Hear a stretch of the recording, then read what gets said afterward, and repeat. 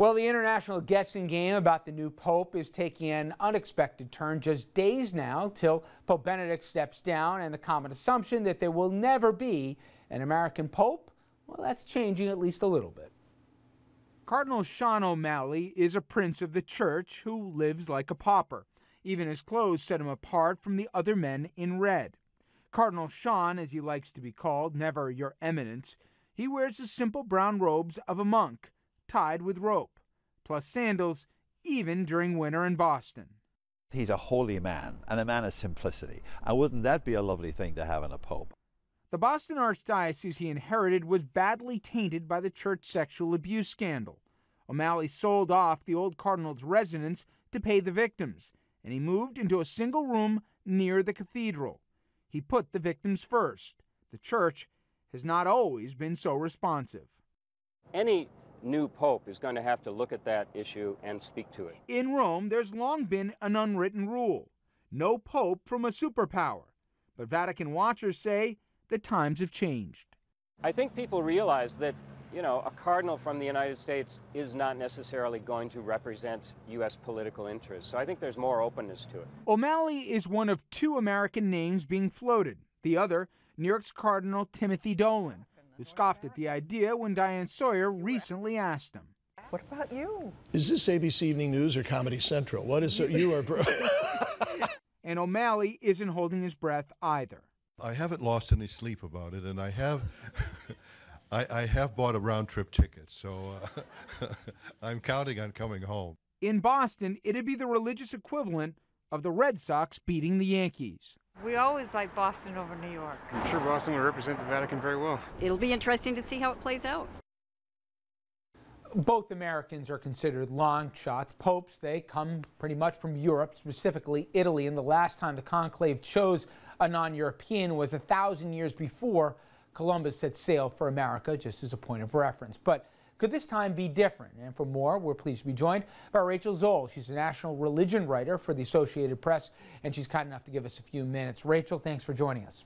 One of the things that's an open-ended question is, when will the conclave begin? We got a note here from the Vatican and Father Lombardi, who basically said it'll begin when we decide it'll begin, and three, in effect, cardinals will decide that. Do you have any insight here?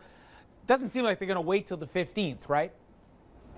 It's not clear. I mean, this is the wild card conclave. It hasn't been done like this for actually ever, and this is the first time in 600 years you've had a pope resign instead of a pope die in office. So what they're doing is there is a constitution that says how many days there's supposed to be between the time that the pope leaves and the time that they start the conclave, the election for a new pope. In this case, they're trying to figure out what applies, and that we won't really hear for sure until the College of Cardinals get together in Rome after the Pope leaves.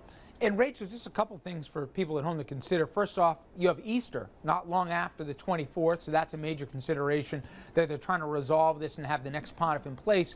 But also, Pope Benedict actually changed the rules. It used to be a simple majority here of the cardinals. He put in place you had to have 2/3, which would make it, especially given all the geographical divisions, etc., one thing problematic and maybe even more of a drawn-out process, right?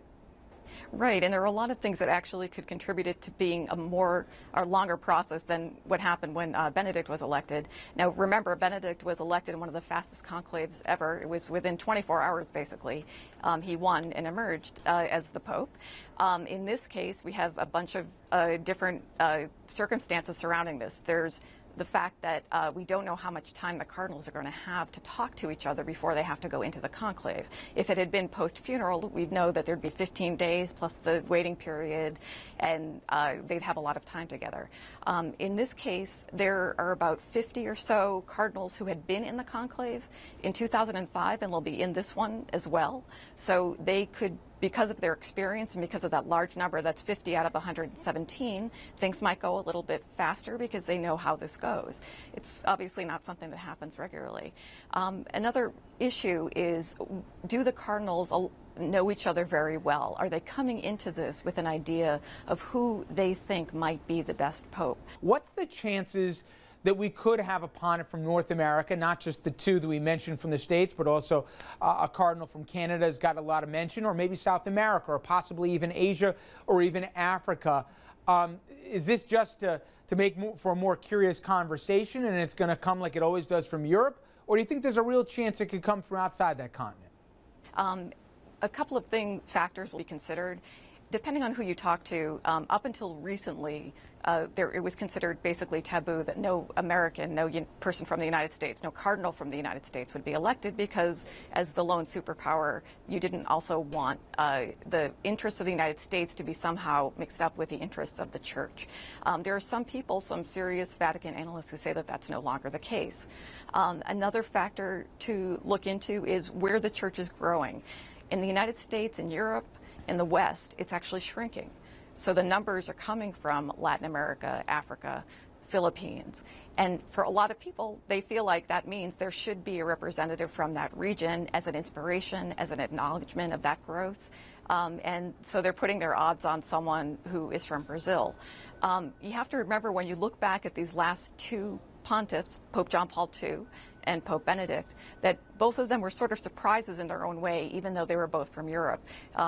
For John Paul, he was the first Polish Pope in an incredibly long time. Also for Pope Benedict, first German Pope. And so you have a situation where there's always some element of surprise that you're not, that makes it almost impossible to predict.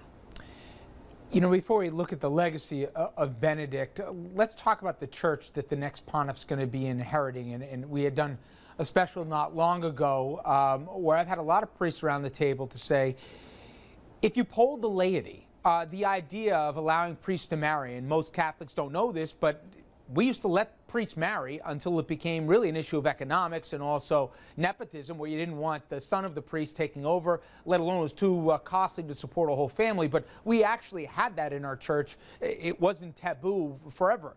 But secondarily, allowing women at the head of the priesthood.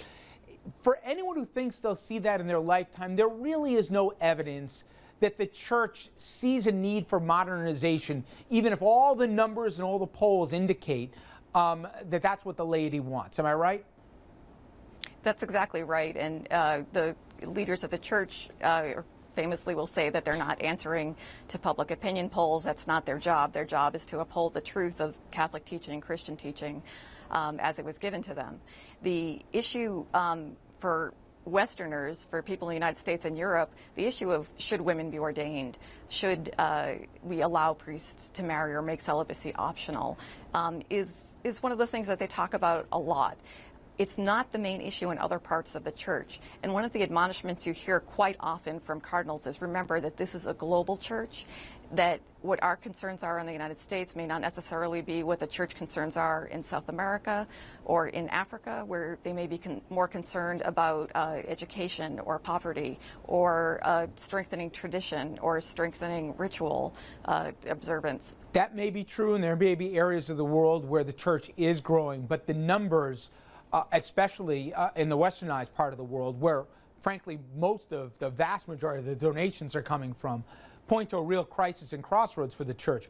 There's a decline in the number of people in the pews, as you said. There's a decline right now in the number of people that are going into seminaries to be priests. The average age would shock people, and the paucity of people going into the seminaries, I think, would amaze people as well, and that applies to sisters as well. And coinciding with all the abuse cases that our church, my church, has had to deal with, they can't no longer say, well, in parts of Africa and parts of Asia, we're seeing an uptick.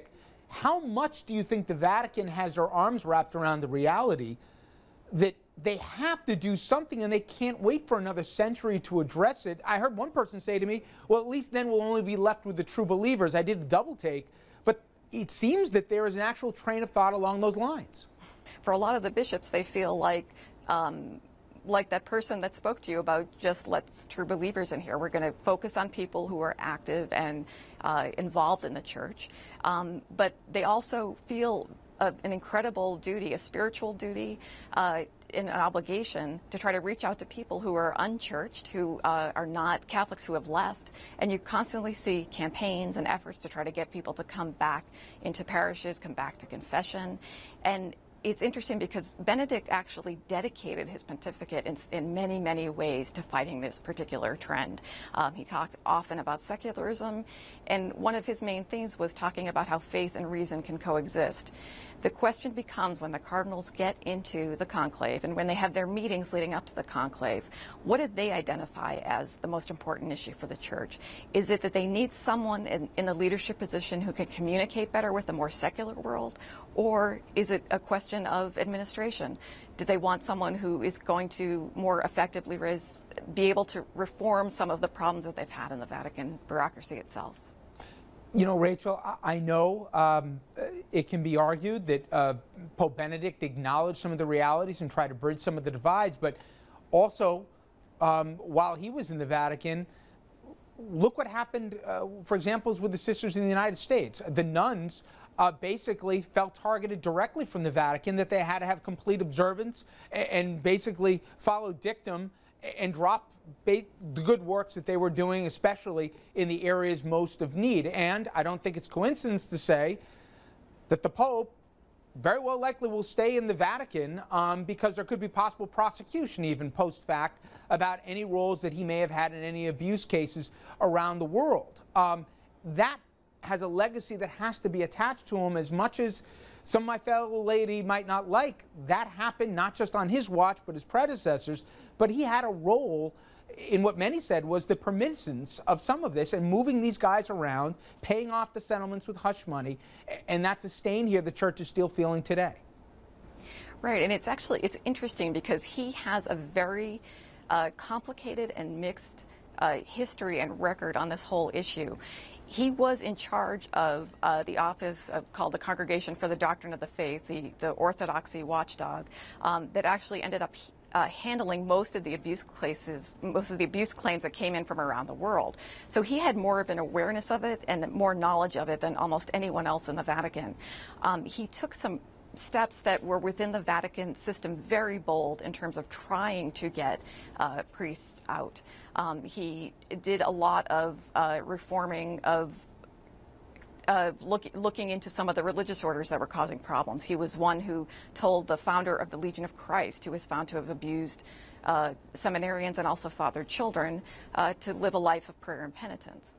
On the other hand, you have a lot of people saying that when he was in charge of looking at the abuse claims, that things moved very slowly and that he didn't take dramatic enough action. And even in cases where he did take action, for example, he was the first pope to meet with victims of sexual abuse. He did that in one of his trips to his trip to the United States, that he wasn't open enough. He wasn't transparent enough. He sent the founder of the Legion of Christ religious order to spend the rest of his life in prayer and penitence, but we never officially found out through the Vatican exactly why he had to do that. So there was some action. People acknowledge that he took more action than a lot of other leaders had, but there, as you mentioned, there are still some questions about whether or not enough was done and it was moved fast enough, and there are a lot of advocates for victims who will tell you that it was not fast enough. Finally, Rachel, whoever assumes leadership in the Vatican, our next pope, what will he inherit? And I ask that because is it arguable that the next pope will have the least global influence, I know you wrote about this, than any other pope that's come before him? That's a real question, is what happens to the papacy now?